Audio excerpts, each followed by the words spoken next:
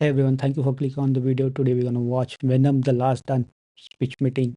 I was more excited to watch the pitch meeting than watching actual movie. I did watch it. It was below subpar, but it was not bad as Madam Web.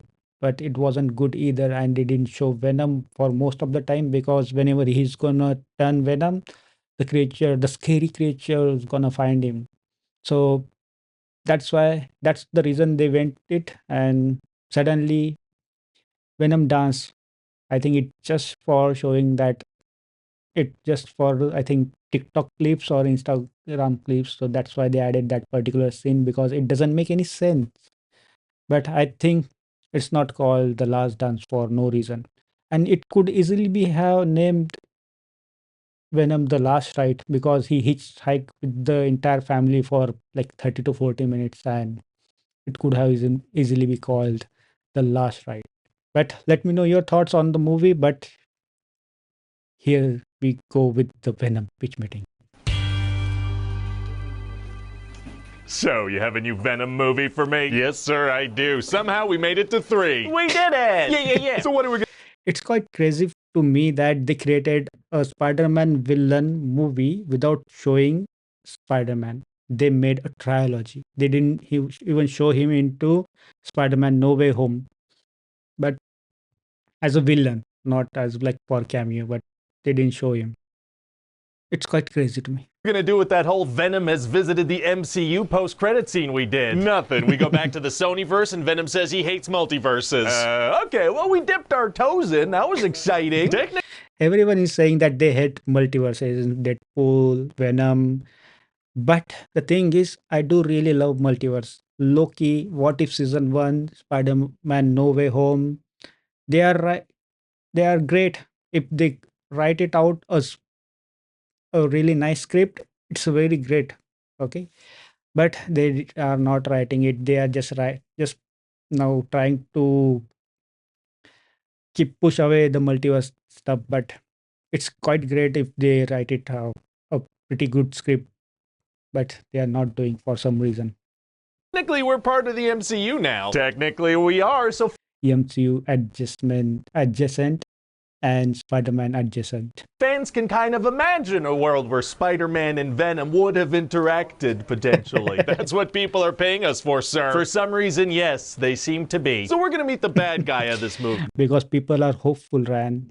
This guy Null, who created the symbiotes, and he's trapped in a space prison. Oh, and what kind of cool stuff's he gonna do in the movie? Nothing really, because he's trapped in a space prison. Right, you did just say that. But because Venom saved Eddie's life, that created something called a codex, which Null can use to escape from space prison and do evil things, potentially, because of the codex thing. That's strangely specific. Yeah, I can write whatever I want here, and people have no choice but to accept it.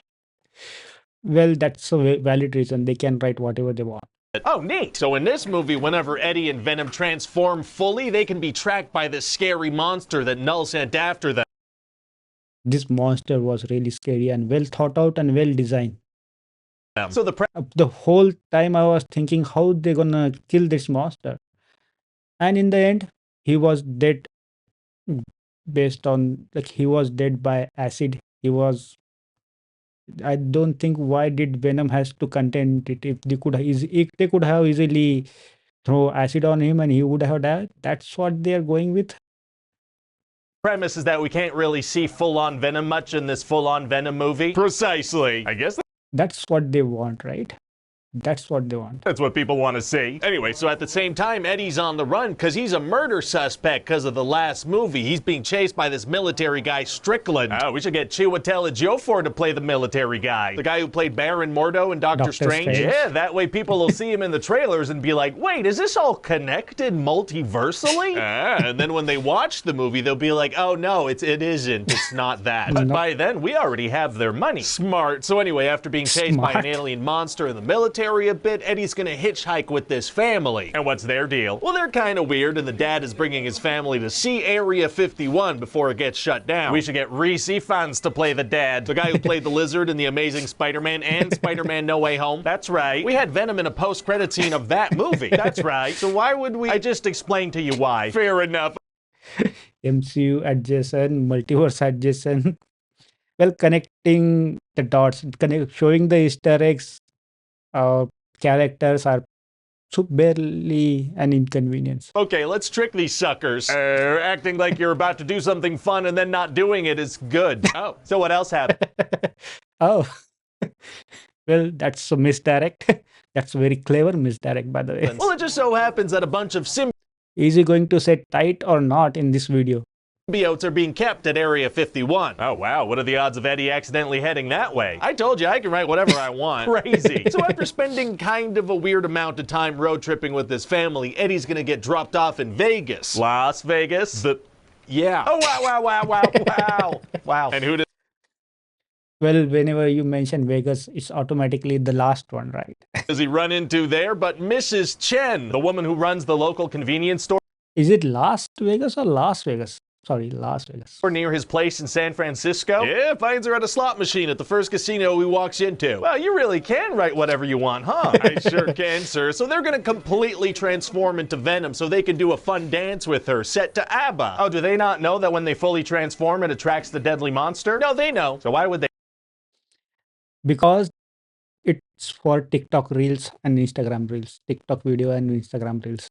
There is no other reason. do that? Well, at this point in the movie, I want the monster to find them, so they're just gonna do it. Fair enough. And the military people are gonna show up too and actually split Venom from Eddie and bring them to Area 51. Oh no. And they're gonna find out that the only way to destroy the Codex and save the world is if one of them dies. Oh. Kind of seems like a no-brainer that they should sacrifice one of them. No. Everybody's fighting for them both to survive. Even the other symbiotes are gonna fight for But he directly shot Eddie, right? The border. that. Why? Because Eddie and Venom are the main characters. That makes sense. And there's going to be this big dramatic scene where Strickland gets approved to deploy the Six. The Six, huh? What are they like? Sinister Six. Symbiote soldiers or something? No, they're just like 6 military guys who die immediately. Oh, okay. But all the symbiotes are going to be released to help fight the monster, and they're going to like bond with scientists so they can fight. Didn't we make a big deal in the first movie about it being super rare for a symbiote? Yeah, it's what super rare for them to bond with a strong host, and in this they could have easily bond with the first guy or girl they see. To find a human host. Hey, shut up. And also, there's this one scientist named Teddy Payne, and she's gonna have this whole backstory with her brother, and they were both struck by lightning as kids. Okay. I thought when she turned into Venom, she suddenly became the Flash, a lady Flash. Lady Flash? That's a weird way to put it. And he wanted to be a scientist, but he died, so she became a scientist, and she has like this big lightning scar on her. Right. And at the climax of the movie, when a symbiote bonds with her, there's gonna be some like lightning on her hand. Gotcha. So DC Easter eggs, it's all connected, guys. Oh, that's where that whole backstory leads up to. Okay, what does that add to this? Now that I say Lady it out Flash. loud, I don't know, but it's going to be in there. Well, okay then. So then the big bad guy who is incapable of moving is going to send several monsters, and these people had a hard time handling one. Oh man, it's going to be tough to save the day now. Actually, it's going to be super easy. Barely an inconvenience. Oh, really? That head knot, at this point, I'm really concerned about his neck. Yeah, see, Venom kind of absorbs them all and then walks over to this thing of acid they had kind of out in the open and sacrifices himself. They just had big vats of acid nearby. Yeah, that's how they were And if they could have killed the creature just by acid, well, it was Venom for that creature, right?